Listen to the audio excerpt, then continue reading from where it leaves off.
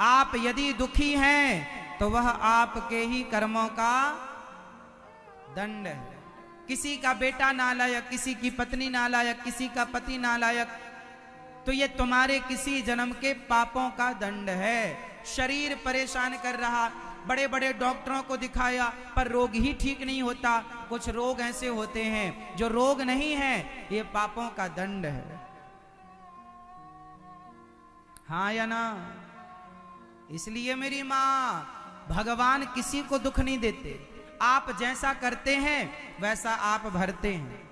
आपने अच्छा किया तो आपके साथ अच्छा होगा, आपने बुरा किया। भगवान, अच्छा बताओ, आपकी किस्मत कौन बनाता है? आपका भाग्य कौन बनाता है? जोर से, मैया। ओ मेरी माँ, जा रही हो मेरी माँ? अरे टाटा तो कर लो मेरी प्यारी मैया। टाटा लो, मैया देख ही नहीं रही है, हम नहीं देखेंगे। चलो, गुस्से में जा रही है मैया। सुनो, कोई व्यक्ति कहे कि हमारी किस्मत भगवान बनाते हैं। आपकी किस्मत किसने बनाई मेरी मां? हम सबकी किस्मत भगवान नहीं बनाते, हम सबकी किस्मत हम लोग खुद बनाते हैं। हम जैसा कर्म करेंगे वैसी हमारी किस्मत। जैसा आप समझो, आपके आसनसोल में कचहरी तो होगी छोटी सी, आपको 10 रुपए के स्टाम्प पर, 100 रुपए के स्टाम्प पर वसीयतनामा तैयार करना है। तो आप जाएंगे और वसीयतनामा जो लिखने वाला है वसीयत, उसके पास जाएंगे और आप बोलते जाएंगे। जो आप बोलेंगे लिखने वाला वो लिख करके देगा। वो अपने से नहीं लिखेगा, आपको बताना पड़ेगा कि किसके नाम पर क्या करना है। आप बताते जाएंगे, वो लिख कर देता जाएगा। उसी प्रकार जब आप यहां से मरकर जाते हैं तो आप ही बताते हैं कि हमने इतना पुण्य किया, इतना पाप किया। उस पाप के पुण्य के बल पर 100 रुपए के स्टाम्प पर ईश्वर लिख कर दे देते हैं कि पाप किया है तो ये दंड है, पुण्य किया तो ये फल है, ये सुख है। वो 20 रुपए 100 रुपए के स्टाम्प पर जो लिखा जाए वही तुम्हारी किस्मत होती है। जो तुमने किया है, आपने यहां किसी के साथ गलत किया है तो आपके संग भी गलत लिखा जाएगा कि वो आपके साथ कभी गलत करेगा। वो तो हिसाब किताब तो चुकाना पड़ेगा। इसलिए कहता हूं, किसी को दोष ना दो, और जो मिल रहा है वो हमारे पापों का दंड मानकर प्रेम पूर्वक भोग लो और भगवान के आश्रित रहो। अब गलतियां ना करो, अब कोई पाप, कोई अपराध ना करो। कुंती बुआ ने भगवान से दुख मांगा, भगवान ने दुख क्या दिया? अपने आप को दे डाला। फिर भीष्म पितामह की भगवान ने खबर ली और भीष्म पितामह बाणों की सैया पर लेटे, उनकी सदगति हुई। फिर पितामह भीष्म की सदगति, भगवान द्वारिका गए, परीक्षित का जन्म हुआ और भगवान लीला पूरी करके जब गए तो 5 पांडव स्वर्गारोहण के लिए निकल पड़े। माता कुंती ने प्राण त्याग दिए। कलयुग के पहले राजा बने परीक्षित। एक बार राजा परीक्षित अपने नगर का भ्रमण करने निकले कि मैं जाकर देखूं मेरे नगर में कितना अच्छा हो रहा है और कितना बुरा हो रहा है। जब जाकर नगर का भ्रमण किया तो उन्होंने देखा एक काला सा आदमी एक गाय और एक बछड़े को मार रहा था। परीक्षित ने कहा, तुम गाय को क्यों मारते हो? बोले, जहां ये गाय रहती है हमें रहने ही नहीं देती। जहां तुम कौन हो? बोले, मेरा नाम कलयुग है। वो काला सा आदमी कौन था मेरी माँ? जोर से, पीछे वाली मैया, कौन था? कलयुग। राजा परीक्षित ने कहा, मेरी नजरों से तुरंत चला जा कलयुग, तू यहां नजर मत आना, चला जा यहां से। कलयुग बोला, महाराज कहां जाऊं? जहां जाता हूं आपका राज्य है, सत्ता है आपकी, मैं बहुत बुरा हूं। अच्छा बताओ, कलयुग बुरा है कि अच्छा है? जोर से, थोड़ा और जोर लगा के। कलयुग बुरा है कि अच्छा? कलयुग बुरा है कि अच्छा? हाँ, कलयुग सबसे अच्छा युग है। कलयुग इसलिए अच्छा है कि कलयुग में केवल भगवान का नाम कोई ले तो भवसागर से पार हो सकता है। सतयुग त्रेता द्वापर में कृते अध्यायते विष्णुम त्रेतायाम यजतो मखई द्वापरे परिचर्यायाम कलौ केशव कीर्तनात्। सतयुग त्रेता द्वापर में जो गति जप तप यज्ञ करने से मिलती थी, कलयुग में वही सदगति केवल भगवान नाम का आश्रय लेने मात्र से मिल जाती है। इसलिए काम करते रहो और नाम। वैसे हमने बंगाल में यहाँ आसनसोल की माताओं को देखा है, यहाँ हमारी माताएं अधिक झोली माला लेकर भगवान नाम का जाप करती रहती हैं। ये अच्छे संस्कार हैं आप लोगों के। कलयुग की अच्छाई को देखकर राजा परीक्षित ने कलयुग को रहने के 4 कमरे बनवाए। अब ये बात ध्यान से सुनिएगा सब लोग, बहुत सावधानी से, सावधान। जो उठ रहे हैं, बैठ रहे हैं, यहां वहां ताक झांक कर रहे हैं, बहुत ध्यान से सुनेंगे। कलयुग को रहने के लिए परीक्षित ने कितने कमरे बनवाए? 4। द्यूतम पानम स्त्रिय सूना यत्रा धर्मस चतुर्विधा। कलयुग 4 जगह रहता है। अच्छा बताओ, आसनसोल में कलयुग रहता है कि नहीं? मैया, आसनसोल में कलयुग है? कलयुग कहां कहां है? पहले ध्यान से सुनिएगा सब लोग, सावधान होकर। कलयुग कहां रहता है? द्यूतम, जहां पर जुआ होता है वहां क्या होता है? जोर से। जहां जुआ होगा वहां कलयुग। जहां कलयुग, कलयुग का मतलब है कली, इसे कहते कली युग। कली मतलब कलह, जो कलह कराए, कलह मीन्स झगड़ा, वो तो कलयुग है। जहां जुआ होता है वहां कलह जरूर होता है। तो जुआ खेला कौरवों ने, सर्वनाश हो गया। कलयुग का पहला स्थान जुआ, इसलिए जुआ ना खेलना, अपने बच्चों को जुआ से बचाए रखना। आजकल बच्चे क्रिकेट में जुआ खेल लेते हैं, आजकल मोबाइल पर ऐप आ गए हैं जुआ वाले, वो घर बैठे जुआ खेल रहे हैं। तो ये सारी बुराइयों से बच्चों को बचाए रखिएगा। कलयुग का पहला ठिकाना है द्यूतम, जुआ। दूसरा ठिकाना पानम। आपके आसनसोल में जुआ खेलते हैं कि नहीं लोग?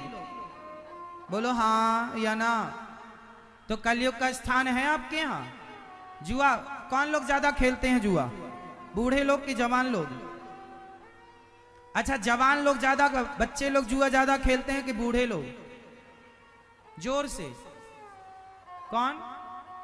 बूढ़े लोग। एक्सपायरी डेट वाले ज्यादा खेलते हैं। अब और कोई काम तो रहा नहीं।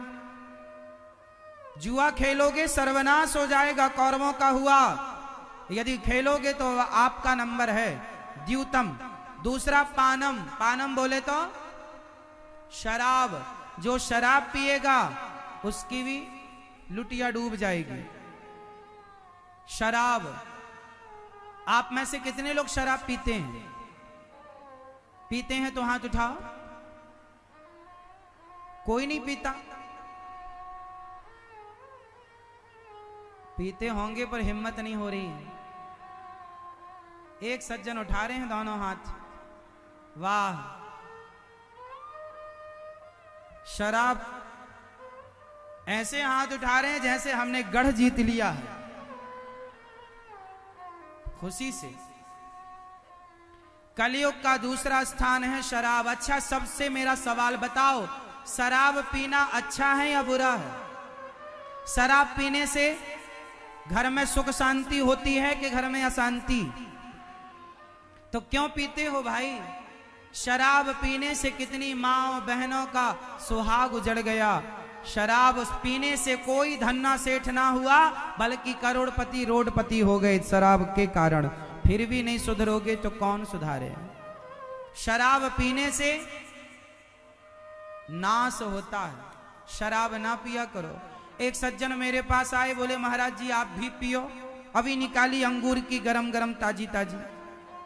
मैंने कहा भाई कौन सी वाली है तेरी? बोला अंगूर की। मैंने कहा तेरी वाली कितने घंटे चढ़ती है? बोला 12 घंटे। हमने कहा हमारी वाली पी ले, एक बार पिएगा सारी जिंदगी उतारी नहीं उतरेगी। बोले कौन सी है? हमने कहा जाम पर जाम पीने से क्या फायदा, रात बीती उतर जाएगी। हरिनाम का जाम पी ले बंदे, तेरी जिंदगी सुधर जाएगी। पीना है तो राम नाम का प्याला पी लो। शराब पीने से लाभ नहीं है मेरी माँ। समझाओ अपने नौजवान बच्चों को और अपने पतियों को, शराब ना पिया करें। आप लोगों के पति शराब तो नहीं पीते? अच्छा, बंगाल में शराब ज्यादा पीते हैं लोग कि कम? हाँ, ज्यादा। शराब ना पीना साहब। शराब पीने वाला किसका नुकसान करता है? अच्छा, शराब आप पीते हैं, इसमें किसका नुकसान है? खुद का। किसी का क्या बिगड़ता है? अरे लोग तो चाहते हैं, कुछ लोग तो फ्री में शराब पिलाते हैं, इसलिए कि तुम्हारा शराब पीने का आदत हो जाएगी तो तुम अपनी तरक्की ना कर पाओगे, काम ना कर पाओ। शराब पीने में लगे रहोगे तो आपका भविष्य बर्बाद हो जाएगा। कुछ लोग आपके भविष्य को बिगाड़ने के कारण वो आपको शराब पिलाते हैं। आज समाज में कुछ लोग कहते हैं कि महाराज जी, हम कभी कभी अपने दोस्तों के साथ पी लेते हैं, रोज नहीं पीते, कभी कभी दोस्ती यारी में पी लेते हैं। आप शराब पीते हो साहब? कभी कभी दोस्ती यारी में पी लेते हैं। हमने कहा मेरे भाई, जो दोस्त आपको शराब पिलाएं, अच्छा बताओ, जो लोग आपको शराब पिला रहे हैं वो आपके दोस्त हैं या दुश्मन हैं? जोर से। अरे जो दोस्त होगा वो कभी शराब पिला ही नहीं सकता। वो कहेगा यार मैं पीता हूं, तू ना पी क्योंकि मैं तो बर्बाद हूं, तू बर्बाद ना हो जाना, तू मेरा दोस्त है, मैं अपने दोस्त की बर्बादी नहीं देख सकता। दोस्त उसे कहते हैं जो स्वयं तो भले गलत है पर अपने दोस्त को गलत ना होने दे। और ये दोस्त नहीं है साहब, तुम्हारे सबसे बड़े दुश्मन हैं जो स्वयं शराब पीते हैं और आपको ज्यादा पिलाते हैं, क्योंकि वो आपका नाश करना चाहते हैं। आप जरा काम करने में मन लगाओ, दुकानदारी में, बिजनेस व्यापार में लगाओ, 4 लोग आएंगे आपको शराब पिलाना सिखाएंगे, ताकि शराब पीने लग जाओगे तो आप दुकानदारी चला ना पाओगे, फैक्ट्री चला ना पाओगे। आप कितने भी सक्सेसफुल आदमी को शराब पिलाना शुरू कर दो, वो बैठ जाएगा। कितने भी बड़ा आदमी हो, शराब पिलाना शुरू कर दो उसे, धीरे धीरे उसका पतन होने लग जाएगा, माइनस हो जाएगा वो। हाँ या ना? बताओ, शराब पीने वाला व्यक्ति प्लस होता है या माइनस? जोर से। फिर क्यों नहीं समझते ये लोग? शराब की बोतल में लिखा है शराब पीना स्वास्थ्य के लिए हानिकारक है, बनाने वाली कंपनियां कह रही हैं बुरा है, फिर भी तुम पीते हो। क्यों अपना नुकसान चाहते हो? क्यों अपना भविष्य बिगाड़ रहे हो? अरे जो समय शराब पी के गंदी नाली में पड़ करके समय बिगाड़ रहे हो, वो समय 2 पैसे कमाने में, अपने बच्चों को पढ़ाओ लिखाओ अच्छे स्कूल में, बच्चों को पढ़ाओ, अपने लिए घर बनाओ, अपना नाम इज्जत कमाओ। क्या शराब पीकर गंदी नालियों में सुअर की तरफ पड़े हो? तो आज से ऐसे लोगों की दोस्ती नहीं करेंगे जो शराब पीने की आपको सलाह देते हैं, वो आपके दुश्मन हैं। दोस्त होगा, शराब पीने ही नहीं देगा आपको। आप मेरे पास आएंगे, आप मेरे से दोस्ती करेंगे तो मैं आपको शराब नहीं पिलाऊंगा, मैं आपको सत्संग का प्याला पिलाऊंगा। इसलिए वो दोस्त ही नहीं है, वो आपके दुश्मन हैं जिन्हें आपने दोस्त कह रखा है। कलयुग का पहला ठिकाना जुआ, दूसरा ठिकाना जहां शराब होगी वहां कलयुग होगा, और कलयुग होगा तो विनाश करेगा। द्यूतम पानम स्त्रिया। कलयुग का तीसरा स्थान है चरित्रहीनता, चरित्र, व्यभिचार। स्त्रियां आज कुछ व्यभिचारी हो गई, पुरुष कुछ व्यभिचारी हो गए। ऐसे व्यभिचारी स्त्रियां और व्यभिचारी पुरुषों से बच के रहना। जो पराये पुरुष और पराई स्त्री में उलझ गया वो अपना सर्वनाश कर लेगा। क्या करेगा? अपना। इसलिए पर स्त्री पर पुरुष से बच के रहना है। जहां फंसे, बताओ, पराई नारी में फंस गया रावण, सर्वनाश हुआ कि नहीं? तुम फंस जाओगे, तुम्हारी क्या गति होगी राजा बाबू? इसलिए बच के रहना रे बाबा।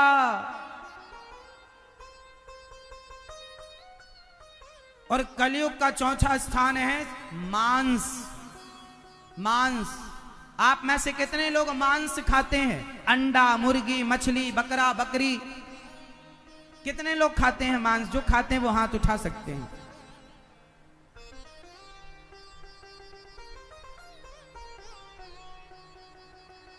हाँ, मांस खाने वाले ज्यादा हैं। मैया आप भी खाती हो मांस? खाती हो मैया? गुलाबी मैया खाती हो? क्या खाती हो? मछली, बकरा, बकरी, गाय, भैंस, आदमी, क्या मांस? अब बताइए मांस खाना सही है या गलत है? सही है या गलत? एक बात बताओ, मछली जब तड़पती है पानी से निकलने के बाद, तो वो आपसे अपने प्राणों की भीख मांगती है कि नहीं? बोलो हाँ। वो आपसे तड़प तड़प कर कहती है मैंने क्या बिगाड़ा है तेरा, क्यों मेरे प्राण छीन रहे हो? अरे क्या आप लोगों के पास खाने के लिए दाल चावल सब्जी रोटी नहीं है? अरे हम भी तो दाल चावल सब्जी रोटी खाकर जिंदा हैं। काजू बादाम खाओ, फल फूल खाओ, क्या नहीं है हमारे यहाँ खाने को? जब नहीं था तब आप लोगों ने मछली खाई, ठीक था। अरे आज तो आप लोगों के पास साग सब्जियां भरपूर हैं, फिर क्यों अपना धर्म बिगाड़ते हैं? किसी की हत्या करना सही कैसे हो सकता है? इसलिए मेरी मां, किसी के प्राण, हम सनातनी हैं, हम वो लोग हैं कि हम किसी के प्राणों का दान करते हैं, हम किसी के प्राणों की रक्षा तो करते हैं, हम किसी से प्राणों की, उसके प्राणों का बलिदान नहीं लेते। अपने स्वाद के लिए हम किसी के प्राणों को नहीं ले सकते। बताइए किसी के प्राणों को लेना अपने स्वाद के लिए सही है? मैया बताओ मेरी मां, ओ मेरी प्यारी मैया, बताओ गुस्सा हो गई क्या मेरी मां? ओ पीली मैया, गुलाबी मैया, बताओ क्या किसी के प्राणों को लेना अपने स्वाद के लिए सही है मेरी मां? फिर क्यों मेरी मां आप क्यों खाती हो? आप तो स्त्री हो, आपके अंदर तो दया है। बताओ जितने प्राण आप लोगों को अपने प्राण प्यारे हैं, इतने ही प्राण मछली को भी तो प्यारे होंगे अपने, हैं या नहीं? मुर्गी को भी तो अपने प्राण प्यारे होंगे। जब आप उसे पकड़ते हैं चिल्लाती है, चीखती है मुर्गी, बेचारी मछली तड़पती है और आप उसे खा जाते हैं। क्या आप लोगों के पास दाल चावल सब्जी रोटी नहीं है? है। जो खाने को दिया ईश्वर ने वो खाओ।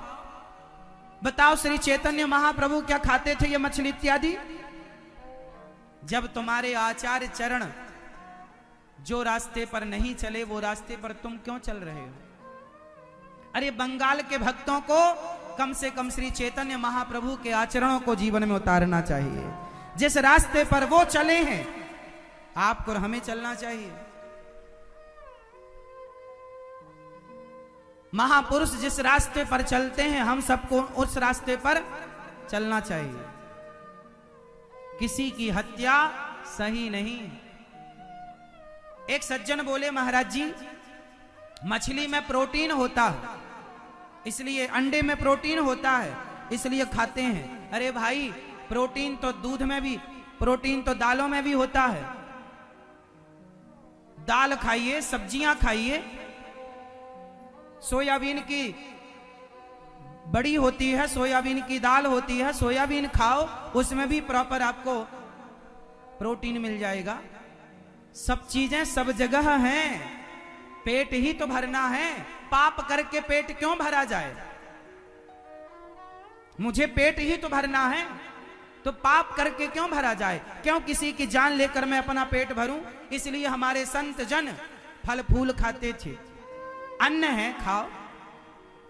एक सज्जन बोले महाराज मुर्गी में प्राण होते हैं, मछली में प्राण होते हैं, तो चावल गेहूं में भी तो प्राण होते हैं। हमने कहा पगले दोनों के प्राणों में अंतर है। अरे मछली में प्राण होते हैं लेकिन उसके प्राणों को लेकर आप उसे खाते हैं, जबकि अन्न में भी प्राण होते हैं लेकिन अन्न के प्राण से हमारे प्राणों की रक्षा होती है। ईश्वर ने अन्न खाने के लिए बनाया है, मछली खाने के लिए नहीं है।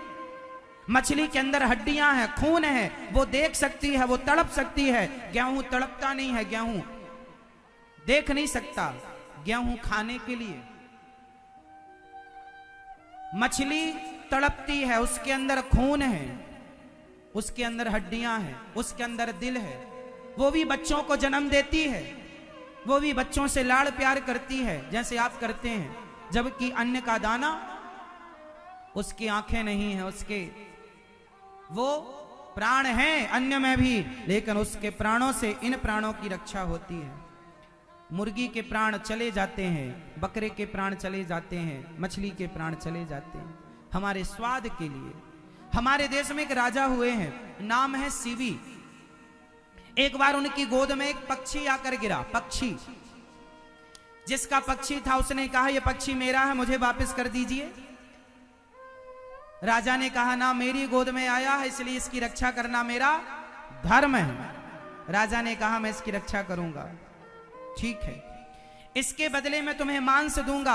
अपना एक तराजू में पक्षी को रखा गया, कबूतर को दूसरे पलड़े पर राजा ने अपनी जांघ का मांस काट के रखा, फिर भी पक्षी का वजन ज्यादा। दूसरी जांघ का मांस रखा, फिर भी पक्षी का वजन ज्यादा। अंत में राजा ने पांव काटे, दोनों पांव काट दिए। अंत में सिर काटना चाहा तो पक्षी से भगवान प्रकट हो गए, राजन मैं तो तेरी परीक्षा लेकर देख रहा था कि तू अपने जीव मात्र से कितना प्रेम करता है।